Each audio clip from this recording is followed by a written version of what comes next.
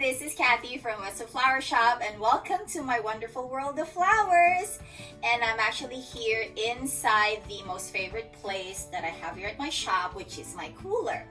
So, for my first episode of my Flowerful vlog, I want to feature the basics of the basics of how to be a florist.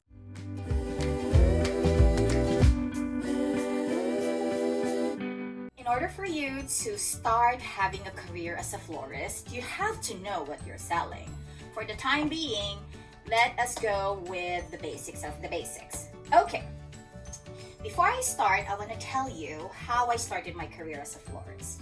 So 7 years being corporate, I finally decided, hey, I want to wake up each day having my own passion, living my life with my passion. So I decided to open up my own flower shop. Now, names of flowers, when I was young, born and raised in the Philippines, and hi to everybody in the Philippines back there. I learned the flowers based from my hood, my neighborhood, church. Whenever I go to parks, we all have flowers. I mean, we're a tropical country, so we all have flowers everywhere. So, gumamela is the first flower I remember learning. Gumamela is a hibiscus. It's a hibiscus flower. Another flower that is, we call it calachuchi, and it's a tree, and it's really smell good. The entire neighborhood smells like calachuchi. The name of it in English is plumeria.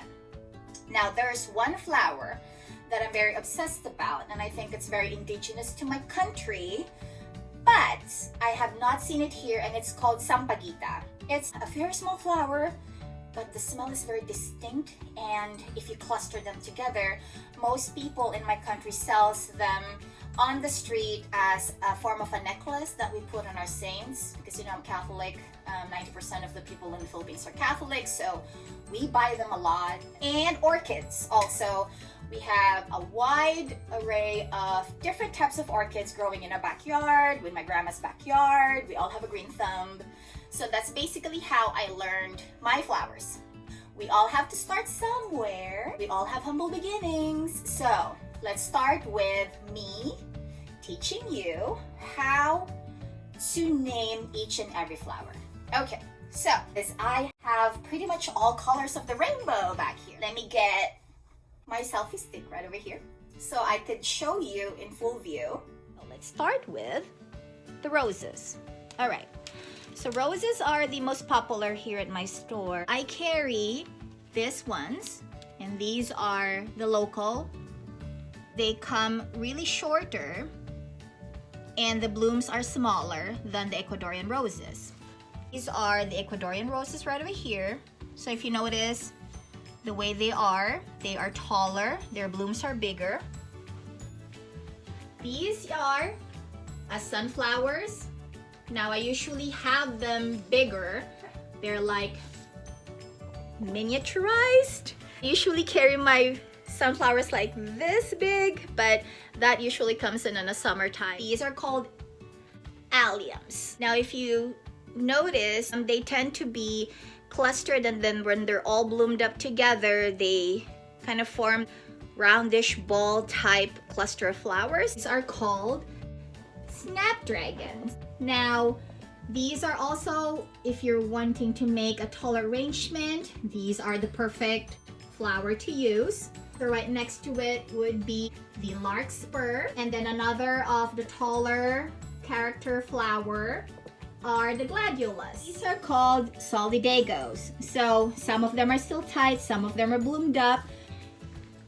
These guys right over here, probably 90% of you know what these are called, baby's breath. But if you want to be professional about it, these are called gypsophilia.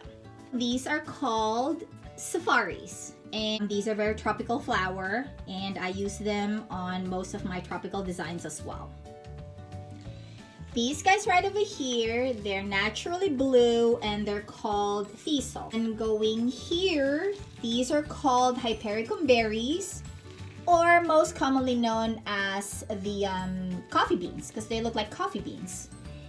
And down below here, more colors. And then these guys here, these are called amaranthus, and they have the cascading flow of gravity.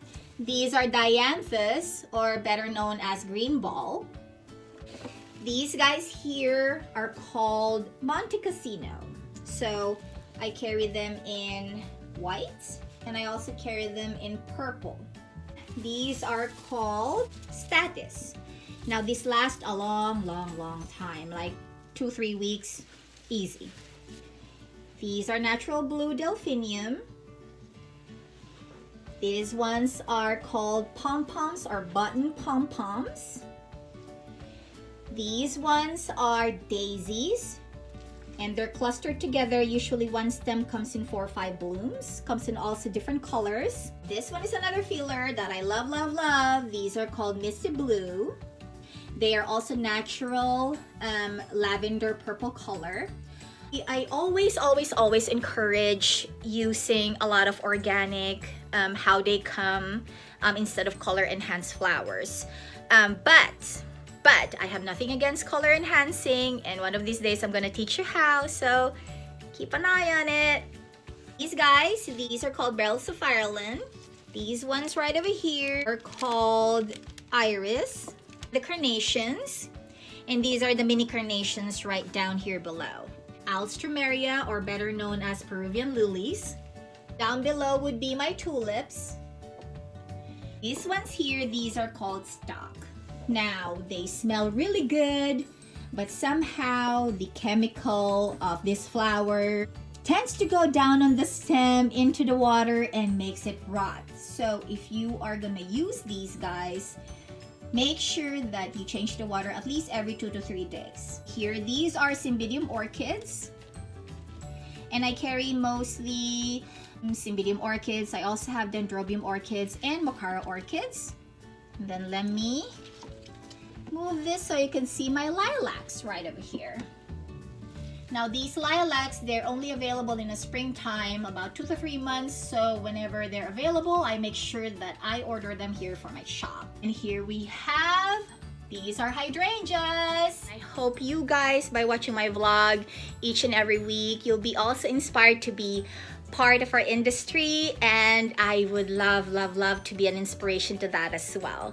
So that's it for my Flowerful vlog for today. Follow us on our Instagram and Facebook pages, and don't forget to subscribe to our YouTube channel if you want to see more videos like this. And thanks for watching.